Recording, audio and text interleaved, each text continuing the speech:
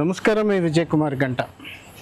రాష్ట్ర రాజకీయాల్లో పెను సంచలనాన్ని సృష్టించే నాయకుడు పవన్ కళ్యాణ్ పిఠాపురంలో తన అదృష్టాన్ని ఆయన పరీక్షించుకుంటున్నారు అనే కన్నా కూడా ఒక అద్భుతాన్ని ఆయన సాధించబోతున్నారు. ఓడిపోయిన వాడు ఎప్పుడు విజయాన్ని అందుకోడనేటువంటి ఒక నానుడిని ఆయన తోసివేయబోతున్నారు.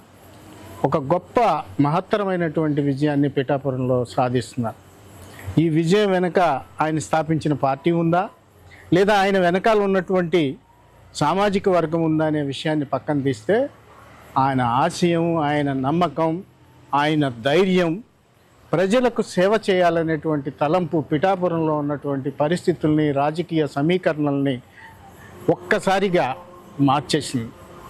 నిజమే, అక్కడ ఆయన ప్రత్యర్థి వంగా గీత మంచి అనుభవజ్ఞురాలైనటువంటి రాజకీయ నాయకురాలు కావచ్చు, కానీ పవన్ కళ్యాణ్ లాగా సమర్థవంతంగా దేవి విషయంలోనైనా దూసుకు వెళ్ళగలిగే ధైర్యం ఇంకెవరిలో ఉండదనేటువంటి నమ్మకాన్ని పవన్ కళ్యాణ్ ఇప్పుడు కలిగించారు.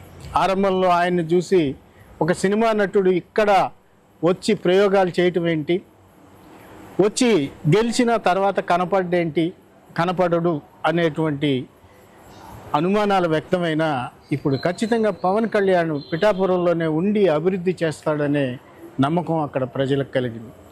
ఎంత గొప్పగా పవన్ కళ్యాణ్ నాయకుడిగా నిలదొక్కుంటాడు, ప్రజాసేవకుడిగా ఉంటాడనే నమ్మకాన్ని ఆయన కలిగించకపోతే అన్ని వర్గాల నుంచి ఆయన కుటుంబం అంతా సినిమా రంగానికి చెందినప్పటికీ మిగతా సినిమా నటులు ఆశ్చర్యకరమైనటువంటి ఏంటంటే అనేక సందర్భాల్లో పవన్ కళ్యాణ్ని వ్యతిరేకించినటువంటి సినిమా నటులు ఈరోజు ఆయనకు మద్దతు తెలిపి ఆయనకు అనుకూలంగా వచ్చి అక్కడ పనిచేస్తున్నారంటే పవన్ కళ్యాణ్లో ఉన్నటువంటి కార్యదక్షత, అలాగే ఓటమి ఎదురైనప్పుడు వెన్ను చూపునటువంటి స్థిర చిత్తం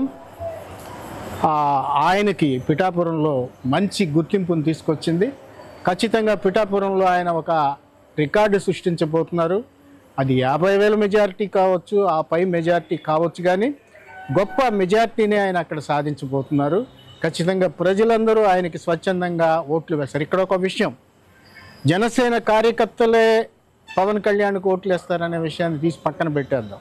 అన్ని వర్గాల మన్నల్ని ఆయన పొందగలిగారు. అక్కడ క్షేత్రస్థాయిలో పరిశీలించినప్పుడు అక్కడ ఆయన సామాజిక వర్గీయులే కాక నిరంతరం ఆ సామాజిక వర్గంతోటికి వర్గ విభేదాలని చూపించేటువంటి ఇతర సామాజిక వర్గాలు కూడా పవన్ కళ్యాణ్ రావాలని కోరుకోవటం చాలా ఆనందదాయకమైనటువంటి విషయం, ఒక శుభ పరిణామం.